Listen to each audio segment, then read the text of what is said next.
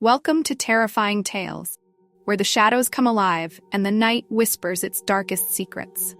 Here we delve into the eerie, unsettling, and the spine-chilling stories that haunt your dreams. From ancient curses to haunted houses, twisted legends to unexplained phenomena, we bring you the stories that send shivers down your spine and leave you questioning what lurks just beyond the edge of the light. Whether you're a fan of the supernatural or simply love a good scare, this is the place where your fears are brought to life.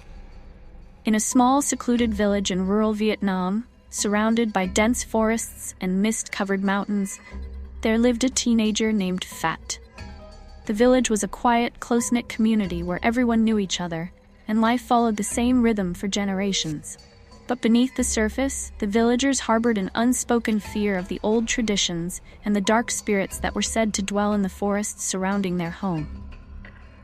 Phat was a typical 17-year-old, curious and restless, always looking for something to break the monotony of village life.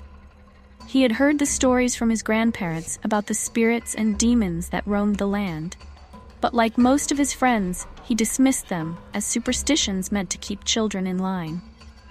One day, while exploring the outskirts of the village with his friends, Phat came across an ancient temple, hidden deep within the forest. The temple was small and dilapidated, with crumbling stone walls covered in thick vines. The air around it was heavy, almost suffocating, and a strange, eerie silence hung in the air. His friends, feeling uneasy, urged him to leave. Phat was captivated by the mysterious aura of the place. Ignoring their pleas, he stepped inside. The interior of the temple was dark, illuminated only by thin shafts of light that managed to pierce through the cracks in the walls. The floor was littered with broken tiles and scattered offerings left by those who still believed in the old ways. At the far end of the room stood a large, imposing statue of a demon, its eyes seemingly alive with malevolence. An inscription at the base of the statue warned of the spirit trapped within, a demon known as Mãnh, who could possess the souls of the living, for least. Phat, intrigued by the statue, reached out to touch it. As soon as his fingers made contact with the cold stone, a sudden gust of wind blew through the temple, extinguishing the little light that remained. The temperature dropped sharply, and a voice echoed in his mind, a low, guttural whisper that sent chills down his spine. "You have awakened me, dead, and now you shall be mine." Terrified, Phat pulled his hand back and ran out of the temple, his heart pounding in his chest. His friends, seeing the fear in his eyes, didn't ask any questions, and quickly followed him back to the village. But from that moment on, Phat knew something was terribly wrong. Over the next few days, Phat began to feel different. He was plagued by nightmares of the demon Mãnh, its fiery eyes burning into his soul. He heard whispers in his ears, even when he was alone, voices urging him to do terrible things. His temper grew short, and he found himself lashing out at those around him, even his family. One night, as he lay in bed, he felt a heavy weight pressing down on his chest, as if something unseen was trying to suffocate him.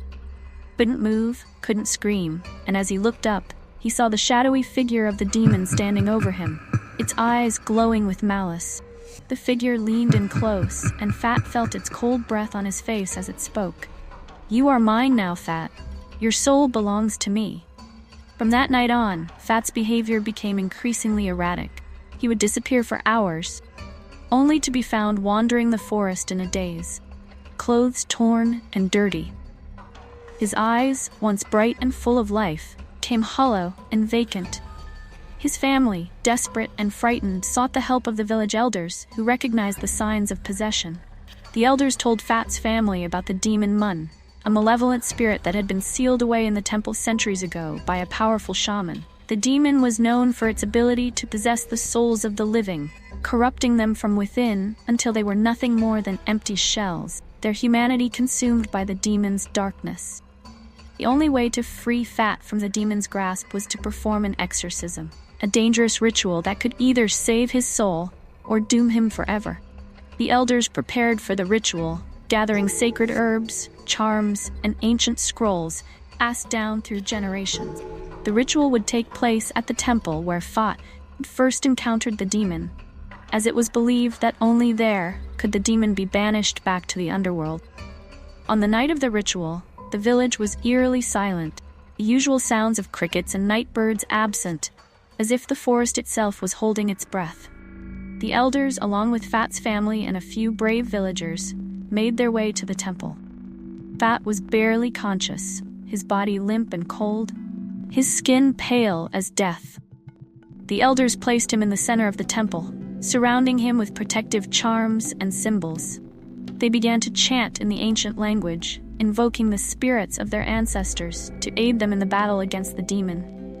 The air grew thick with tension, and the temperature in the room plummeted, as if the walls themselves were closing in. As the chanting intensified, Phat's body convulsed violently, his eyes snapping open, now burning with an unnatural light. The demon's voice spoke through him, mocking the elders and daring them to continue. "You cannot save him," it hissed. "His soul is mine, and soon, all of you will join him in darkness." The elders continued, their voices growing louder, more forceful, as they called upon the shaman who had originally sealed Mãnh away. The demon fought back, using Phat's body as a puppet, twisting and contorting it in grotesque ways, trying to break free from the circle of protection. Phat's mother wept, her heart breaking at the sight of her son in such agony, but she knew this was the only way to save him. She knelt beside him, holding his hand, whispering prayers under her breath, begging the spirits to return her son to her. As the ritual reached its climax, the temple shook with a violent force, the ground beneath them trembling as if the earth itself was trying to swallow them whole. A blinding light filled the room, and Phat let out a blood-curdling scream, the sound of a soul being torn apart. Then, just as suddenly as it began, the shaking stopped. The light faded and the air became still. Phat collapsed, his body limp and lifeless, the glow in his eyes extinguished. For a moment, no one moved, fearing the worst. But then slowly Phat stirred. His eyes fluttered open, and to everyone's relief, they were clear once more. Darkness gone. The demon had been banished, sealed away once again, and Phat's soul had been saved. The village elders, exhausted but triumphant, helped Phat to his feet. His family embraced him, tears of joy and relief streaming down their faces. The ordeal had left its mark on Phat.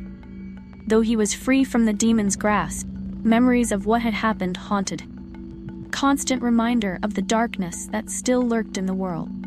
The village returned to its quiet routine, but the story of Phat's possession spread far and wide, becoming a cautionary tale for generations to come. The temple was sealed off, its entrance blocked by heavy stones, and the villagers made sure no one would ever dare to disturb the demon's resting place again. As for Phat, he never fully recovered from the experience. The whispers of the demon still echoed in his mind, and he often found himself staring into the distance, as if seeing something no one else could. He was alive, and for that, his family was grateful. They knew that in the battle between light and darkness, their love for him had been his saving grace. Yet, in the deepest parts of the forest where the shadows grew long and the air was thick with the scent of decay, the demon Mãnh waited, biding its time, hunger for souls undiminished. And though the temple was sealed, the villagers knew that one day, someone else might be foolish enough to awaken it once more. Thank you for joining us on this chilling journey into the unknown. If our tales sent shivers down your spine, be sure to hit that like button and subscribe to Terrifying Tales for more stories that will haunt your nights. Don't forget to ring the bells so you never miss a new tale of terror. Have a story you want us to explore? Drop it in the comments below. We're always on the hunt for the next haunting tale.